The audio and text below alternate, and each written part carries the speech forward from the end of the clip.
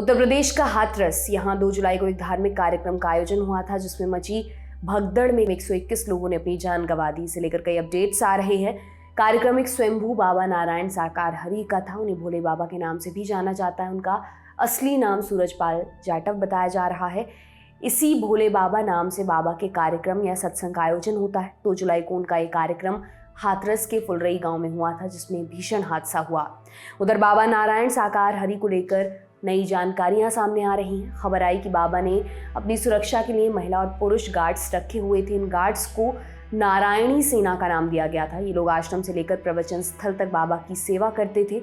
जानकारी के मुताबिक बाबा ने अपनी सुरक्षा में अपने सेवादारों को ही रखा हुआ था। सुरक्षा में लगे इन सेवादारों को एक तरह का ड्रेस कोड भी था। भोले बाबा के सत्संग में पूरी व्यवस्थाएं स्वयं सेवकों के हाथ में ही होती हैं। बताया गया कि कुछ शिष्य पुलिस से भी हैं जो मौका मिलने पर प्रवचन के वक्त आ जाते थे।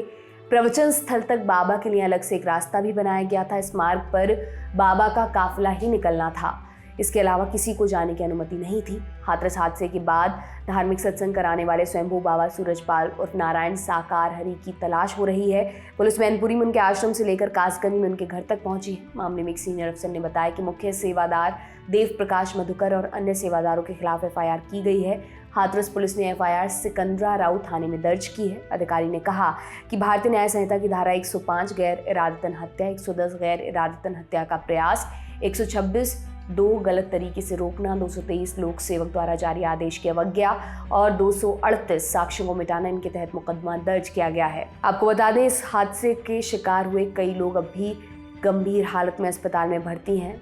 हादसे में जो केस दर्ज हुआ है उसमें सूरजपाल या भोले बाबा का नाम दर्ज नहीं है, लेकिन उसके पुराने कारनामे सामने आ रहे हैं। 24 साल पहले चमत्कार करने के आरोप में सूरजपाल और उनकी पत्नी समेत 6 लोगों को गिरफ्तार भी किया गया था। इस बीच कार्यक्रम में गड़बड़ियों की भी खबरें सामने आ रही हैं। बताया गया कि सत्संग के लिए 80,000 लोगों की परमिशन मांगी गई थी, लेकिन करीब 2.5 लाख लोग जमा हुए थे। 50 से 60 बीघा क्षेत्र में पंडाल लगाया गया था। सत्संग खत्म होने के बाद लोग अचानक बाहर की तरफ निकले, लेकिन एग्जिट गेट बेहद संकरा था और रास्ते में नाला था। इससे भगदड़ मची। लोग एक के ऊपर एक नाले में गिर गए। वो 1.5 से 2 घंटे तक दबे रहे। एफआईआर बता दें कि दोपहर 2 बजे श्रद्धालुओं ने सूरजपाल की गाड़ी गुजरने के बाद वहां धूल समेटना शुरू कर दिया था। इसी दौरान लोगों की बेतहाशा भीड़ एक दूसरे को कुचलने लगी। इसके कारण कई लोगों ने वहीं पर अपनी जान गंवा दी। कई लोगों की मौत अस्पताल में इलाज के दौरान हुई। उधर हादसे की रिपोर्ट मुख्यमंत्री योगी आदित्यनाथ को सौंप दी गई है। घायलों का इलाज हाथरस और एटा के अस्पतालों में चल रहा है। सीएम योगी ने हाथरस हादसे पर बड़ा बयान भी दिया। उन्होंने कहा कि शुरुआत में सेवादारों ने मामले को दबाने की कोशिश की, लेकिन प्रशासन के पहुंचने के बाद वो वहां से फरार हो गए। उन्होंने ये भी कहा कि जिम्मेदार लोगों पर कड़ी कार्रवाई की जाएगी और किसी को छोड़ा नहीं जाएगा। इस मामले की जांच के लिए एक एसआईटी का गठन किया गया है। हाईकोर्ट के रिटायर्ड जज की अध्यक्षता में आगे की जांच की जाएगी। इस मामले पर लगातार हमारी नजर बनी हुई है। जो भी अपडेट्स होंगे हम आप तक जरूर पहुंचाएंगे। तमाम जानकारी आपके लिए लेकर आए थे हमारे साथी हरीश। मेरा नाम दिव्यांशी सुमराव है। देखते रहिए दी लल्लन टॉप। शुक्रिया।